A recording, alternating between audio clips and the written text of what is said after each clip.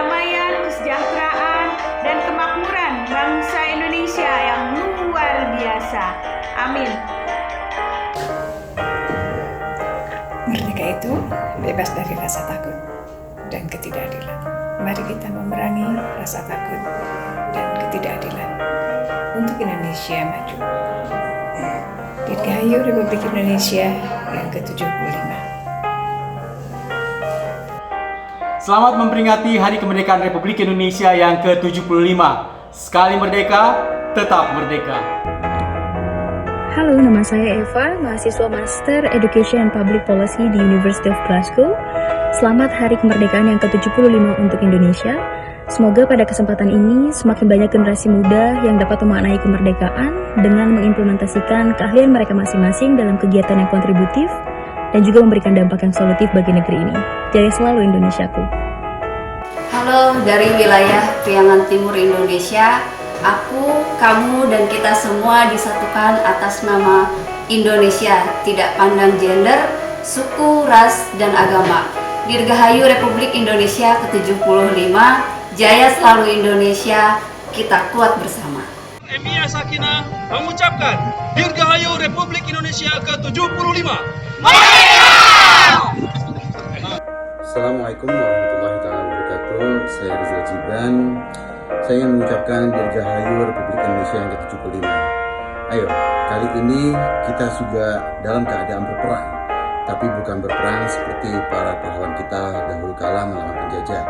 Kali ini Indonesia sedang berperang melawan sebuah pandemi yang bahkan juga seluruh dunia juga mengalaminya. Ayo, kita bersatu, kita kalahkan virus Corona ini, COVID-19, dengan bersama-sama selalu mentaati protokol kesehatan. Insya Allah kita bisa mengatasi ini semua dan kita bisa meraih kemenangan. Allahu Akbar, merdeka. Assalamualaikum warahmatullahi wabarakatuh. Selamat ulang tahun untuk Republik Indonesia yang ke-75.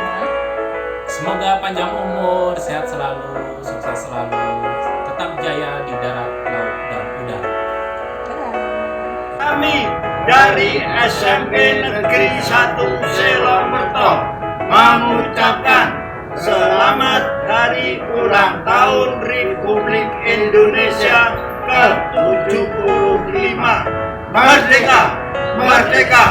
Merdeka! Satu untuk Indonesia. NKRI harga mati. Dirgahayu Republik Indonesia yang ke-75. Merdeka!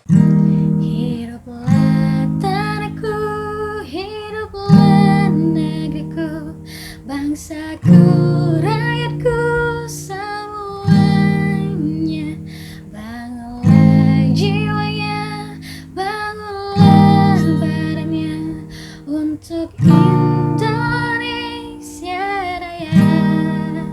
Dirgahayu Republik Indonesia yang ke-75, semoga Indonesia semakin maju, khususnya bidang pendidikan.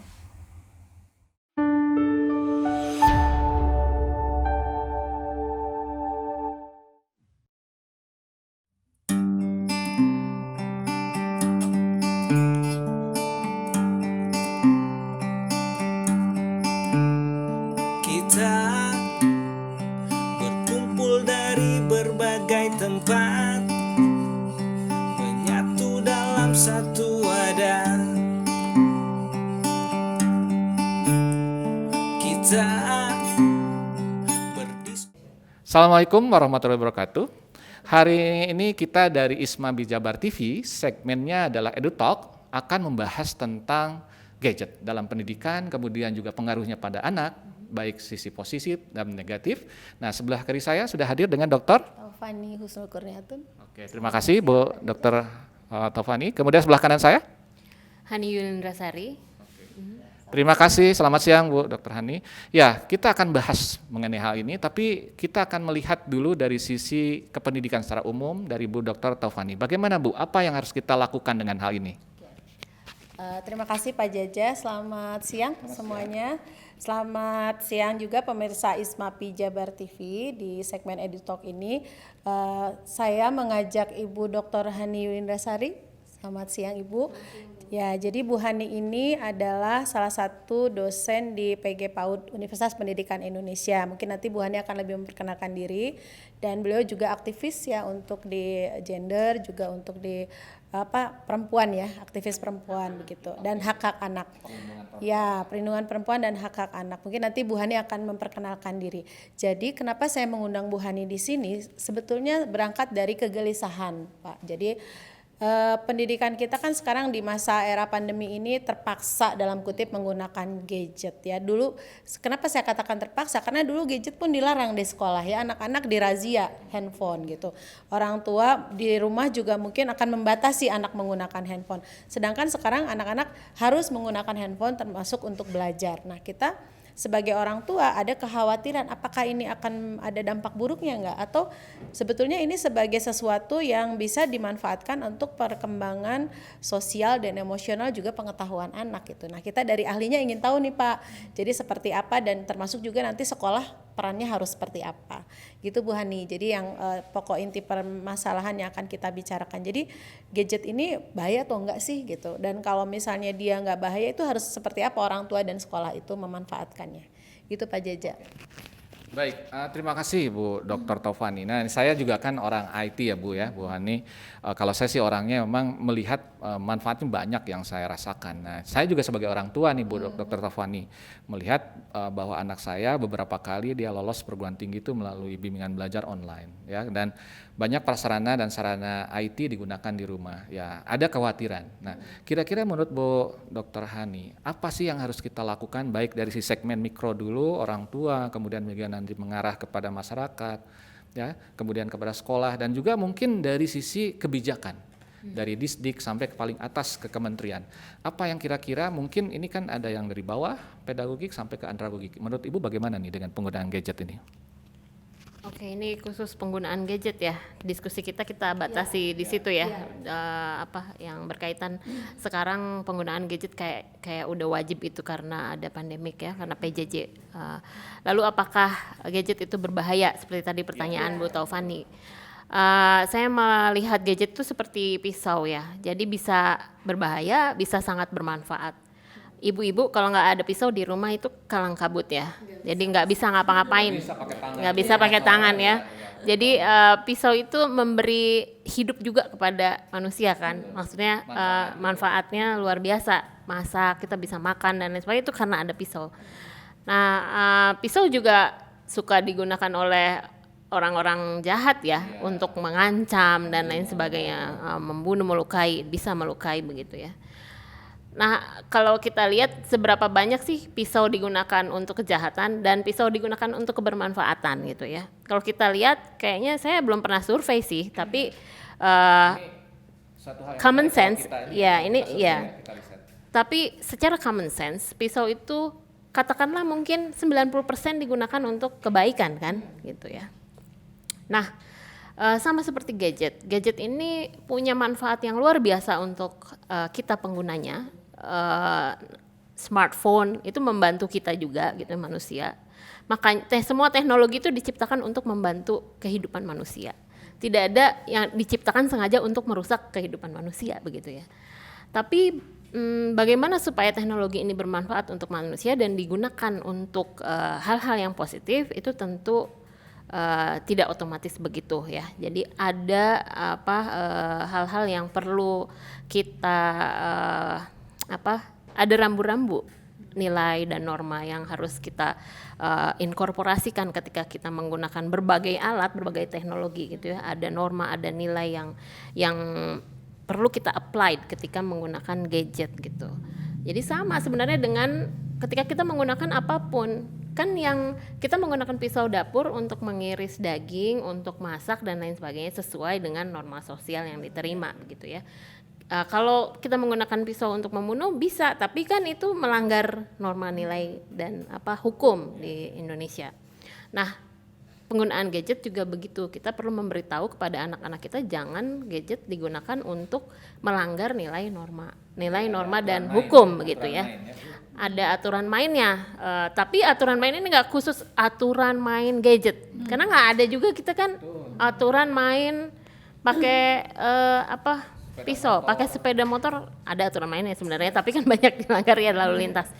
Hal-hal lain lah, kursi, aturan pakai kursi kan juga bisa digunakan sebagai alat kejahatan kalau kita mau gitu ya. Meja, kursi, ruangan ini semua hal itu kan katakanlah punya dua sisi, karena kita yang punya kendali untuk menggunakan itu untuk apa gitu ya. Itu sih Pak. Jadi kalau menurut saya kalau di dalam keluarga itu sudah tertanam nilai, norma, aturan yang aturan kebaikan itu sudah sangat tertanam di keluarga itu dan konsisten, tidak perlu khawatir apabila anak kita terekspos dengan gadget gitu. Justru kita arahkan untuk menggunakan gadget sebagai satu alat untuk unleash atau melepaskan ekspresi positif. Untuk mencari tahu apa yang kita ingin tahu untuk kebaikan, untuk progres, untuk growth-nya anak gitu sih. Jadi kalau gadget bahaya atau enggak, saya sih cenderung mengatakan tidak berbahaya ya gitu ya, sama dengan alat yang lain gitu. Dengan aturan-aturan ya. Oke, ini mungkin Bu Taufani akan membahas bagaimana sih sebagai orang tua juga sebagai ahli pendidikan, terutama di administrasi pendidikan, apa yang harus dilakukan oleh orang tua, kemudian juga oleh guru, kemudian juga kepala sekolah, dan juga mungkin level di atas di kebijakan. Dan mungkin pertama apa yang dirasakan oleh Bu Taufani dengan apa yang disampaikan Bu Hani tadi. Mungkin saya setuju ya dengan apa yang disampaikan Bu Hani bahwa gadget itu saat ini sudah menjadi kebutuhan ya, mau nggak mau dia ada di antara kita, di kehidupan kita, suka tidak suka karena memang sudah di zamannya. Nah sekarang yang jadi concern saya itu bagaimana mendidik dalam tanda kutip orang tua untuk bisa mengarahkan putra-putrinya sehingga gadget yang dipegang itu menjadi sesuatu yang bermanfaat gitu atau tidak berbahaya gitu. Nah itu yang ingin saya tanyakan Bu, mungkin secara psikologi seperti apa, mungkin bisa best practice Ibu, karena saya juga mencatat beberapa pengalaman ya, atau mungkin bisa kita tahu Rich Brian itu seorang penyanyi yang sudah mendunia ya, dia rapper mungkin ya, rapper sudah mendunia, dia belajar dari YouTube Pak, belajar bahasa Inggris sampai sebegitu fluentnya dia berbicara bahasa Inggris seperti native itu karena dia belajar dari YouTube dan dia sekarang sudah tinggal di Amerika. Artinya banyak sekali success story dari YouTube ini gitu ya, dari orang yang belajar mungkin melalui gadget gitu. Nah ini peran orang tua seperti apa? Saya juga penasaran, mungkin suatu hari sama orang tuanya Rich Brian kenapa bisa mencetak anak-anaknya itu, yang kedua juga YouTuber yang sukses gitu ya, yang ketiga juga adalah seorang musisi yang sukses dan itu semuanya freelance dan sukses gitu ya. Artinya suatu hari mungkin saya juga nanti akan bertanya bagaimana itu bisa terjadi. Nah mungkin dari Bu Hani, praktek di keluarga seperti apa Bu untuk mengarahkan anak-anak bisa menggunakan gadget itu sebagaimana mestinya dan bahkan bermanfaat untuk belajar gitu Pak. Ini saya tanyakan. Baik, sebelum tadi pertanyaan dijawab oleh Bu Hani, ini concern saya tadi memang Rich Brian menarik tuh Bu, yang Hairul ya, orang Pindrang ya Bu ya, bagaimana membuat pesawat terbang tidak lulus SD dan dia belajar bahasa Rusia dan Prancis demi untuk, berarti kan konten pembelajarannya dengan YouTube ya melalui gadget, karena kan pasti susah kalau pakai laptop kan, dia juga pasti lebih mahal, itu bisa bermakna ya, seperti yang tadi disampaikan Bu dari sahabat Ali ya, ini sebuah hadis menurut beberapa kalangan, ajarkanlah anakmu sesuai dengan zamannya. Nah menurut Ibu tadi yang disampaikan oleh Bu Taufani bagaimana Bu? Oke, cerita-cerita sukses ya, yang sukses dari belajar dari gadget itu, kenapa sih bisa seperti itu? Yang pertama YouTube, Google ya, ini kan sekarang era informasi yang sangat terbuka sekali. Setiap orang dengan gadget itu, dengan browser seperti Google, lalu juga YouTube, sumber-sumber informasi atau resources itu bisa diakses oleh siapa aja. Dan anak-anak ini kan pembelajaran bermakna itu, atau pembelajaran bisa bermakna kalau misalnya si anak ini memang berminat mempelajarinya, punya minat, punya keinginan, punya bayangan, punya passion tentang topik yang ingin dia pelajari. Dengan adanya YouTube dan Google ini, atau katakanlah media sumber informasi yang terbuka ini, anak-anak itu dengan bebas bisa mengakses informasi sesuai dengan peminatannya.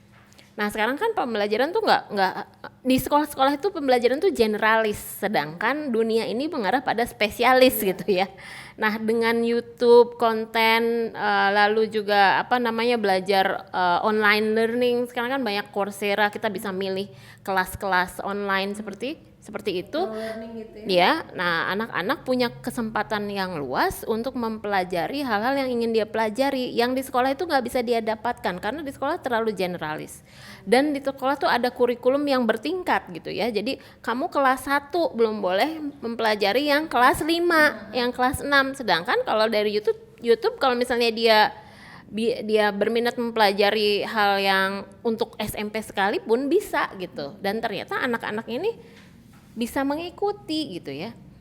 Jadi itu positifnya dari online learning menurut saya. Terus tadi pertanyaan Bu Taufani, gimana sih supaya anak bisa memanfaatkan itu dengan baik, dengan positif?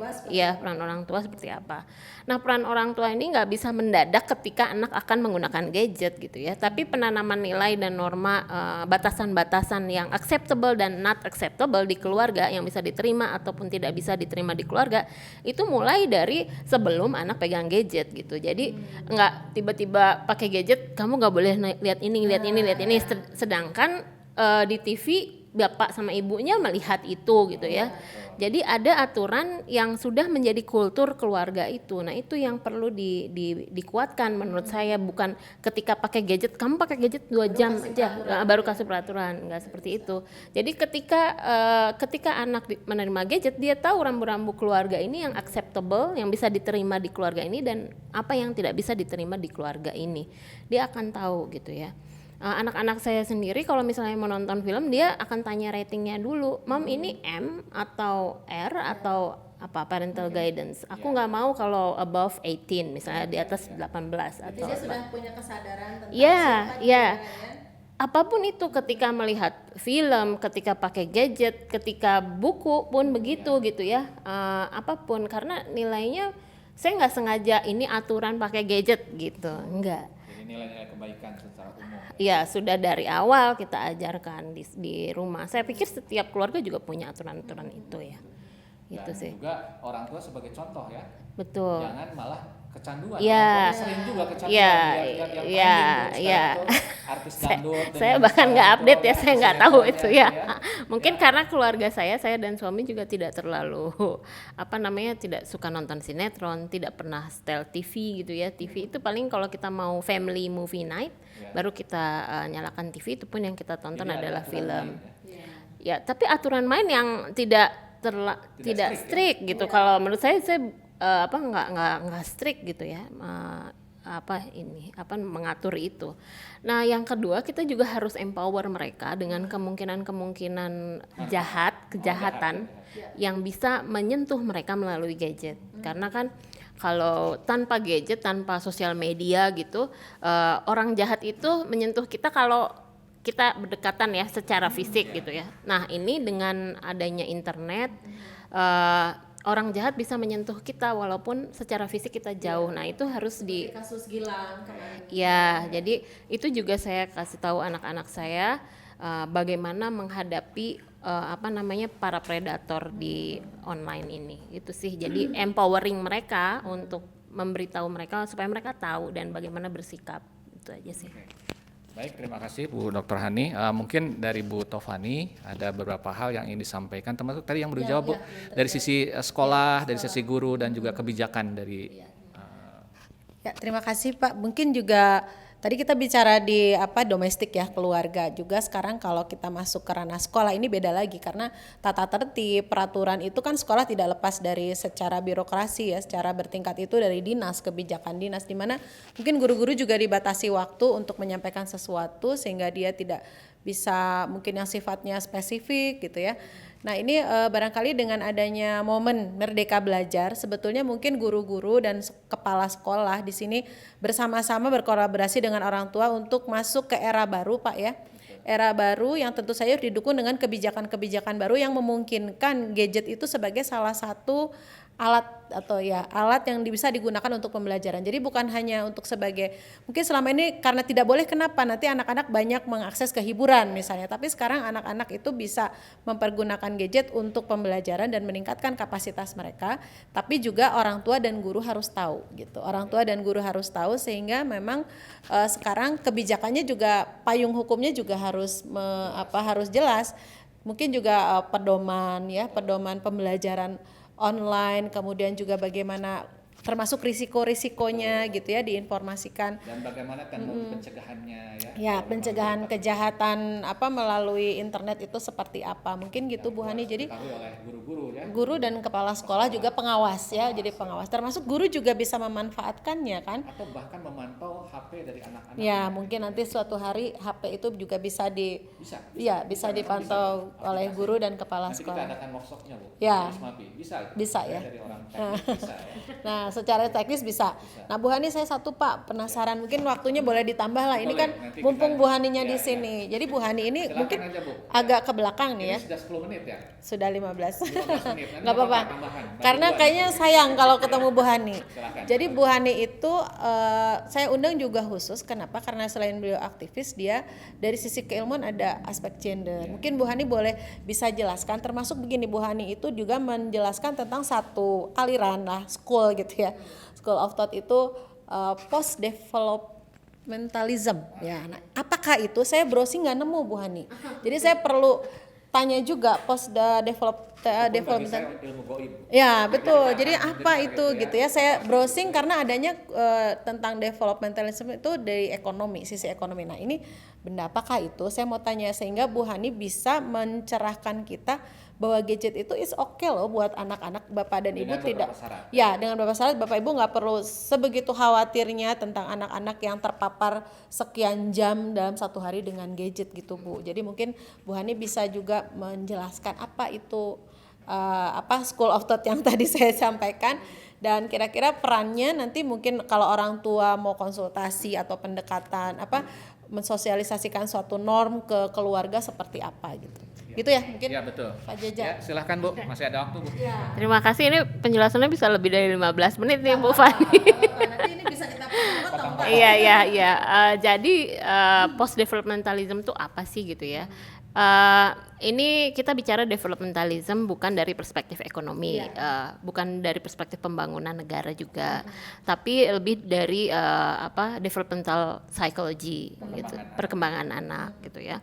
Nah, post developmentalism ini adalah satu kritik terhadap ilmu developmental psychology yang menurut post developmentalis ini sangat kaku.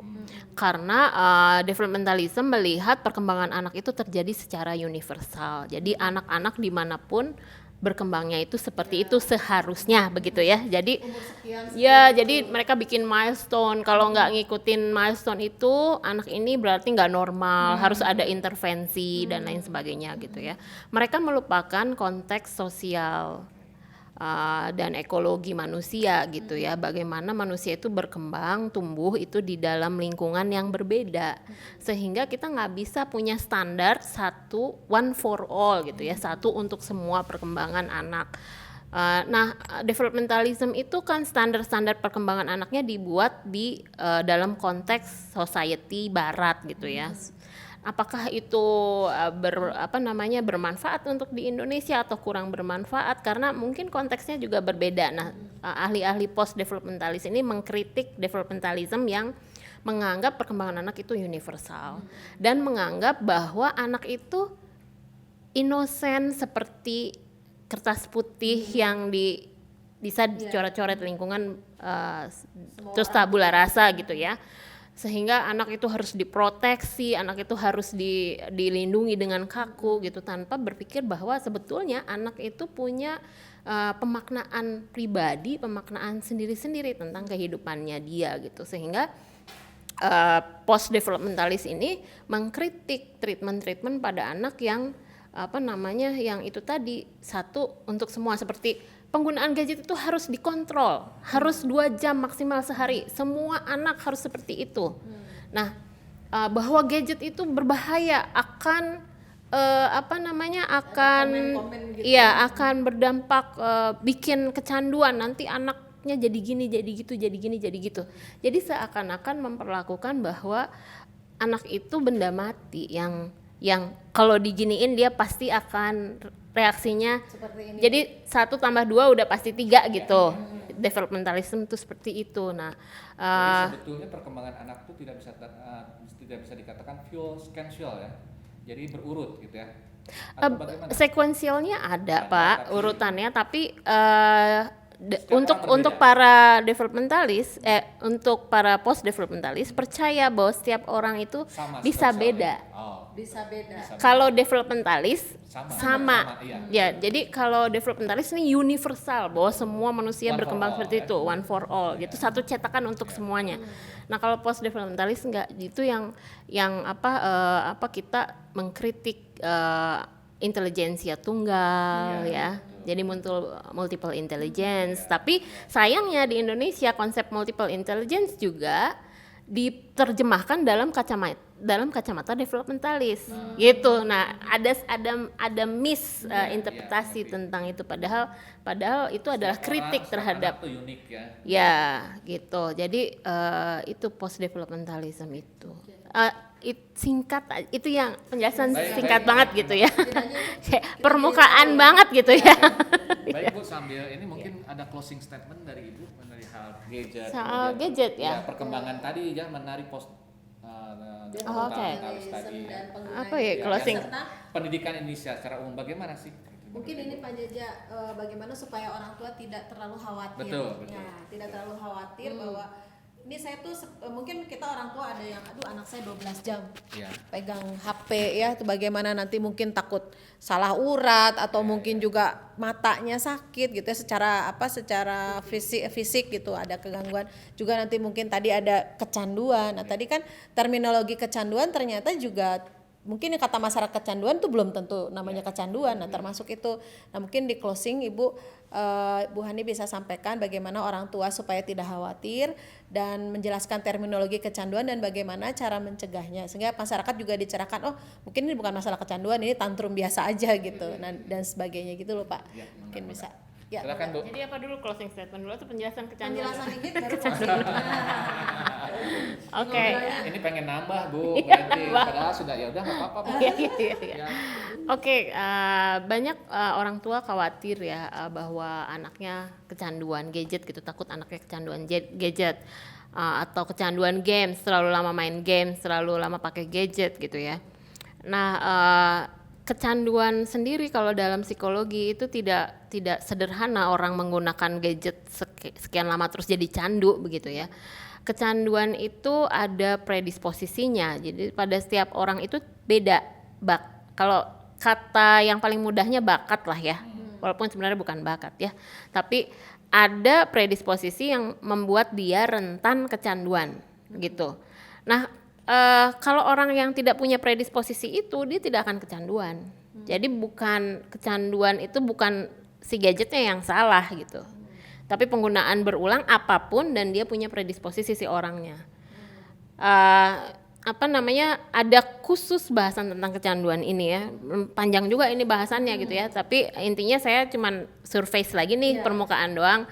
Jadi nggak usah khawatir anaknya kecanduan, karena kecanduan itu tidak hanya karena menggunakan berulang-ulang dan dalam waktu lama gitu ya, tapi ada predisposisi di dalam kepribadian si anak itu sendiri gitu ya. Nah, yang kedua, kadang kita melihat anak tantrum tidak diberikan HP terus tantrum itu sebagai kecanduan. Belum tentu itu kecanduan gitu ya. Bisa jadi itu adalah anak ini pintar, anak ini bisa menggunakan, bisa tahu power, kuasa dia tuh terhadap orang tua. Saya berkuasa nih terhadap orang tua saya jika saya tantrum, karena orang tua saya akan memberikan apa yang saya mau kalau saya tantrum. Nah, itu bisa jadi alat dia, cara dia untuk memanipulasi orang tuanya supaya orang tuanya memberikan gadget. Jadi enggak itu belum tentu kecanduan seperti itu. Nah, terus udah gitu jadi kita bahas khusus lagi itu ya, khusus panjang lagi itu bahasannya. Oke. Bisa sampai besok. Ya, closing statement apa? Sebagai orang tua kita tidak perlu terlalu banyak khawatir, karena kalau kita khawatir semua hal di dunia ini bisa berbahaya untuk anak kita gitu ya. Tidak cuma gadget, apapun bisa berbahaya untuk anak kita.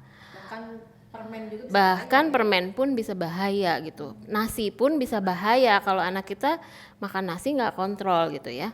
Nah, jadi gimana caranya sebagai orang tua? Kalau saya percaya diskusi atau ruang diskusi dengan anak, jika kita buka lebar-lebar, anak bisa memahami harapan orang tua, kita juga bisa memahami harapan anak. Kita juga bisa tahu kenapa anak lama-lama main gadget, apa yang dia ingin capai dari situ. Nah, jadi diskusi-diskusi itulah yang perlu dibuka supaya kita saling memahami, anak memahami orang tua memahami anak gitu. Dan ini bukan cuma soal gadget tapi soal apapun, karena saya melihat masalah gadget ini nggak khusus, jadi ini masalah dari kultur keluarganya gitu ya. Gitu aja sih Pak. Terima kasih Bu Dr. Hani dan Bu Dr. Taufani. Jadi kita waktunya memang kurang ini ya bagi kita, nanti kita undang lagi ya di Ismapi Jabar TV ya betul. Baik Bapak Ibu sekalian, kita tutup saja ya, semoga bermanfaat. Assalamualaikum warahmatullahi wabarakatuh. Terima kasih Bu. Ya.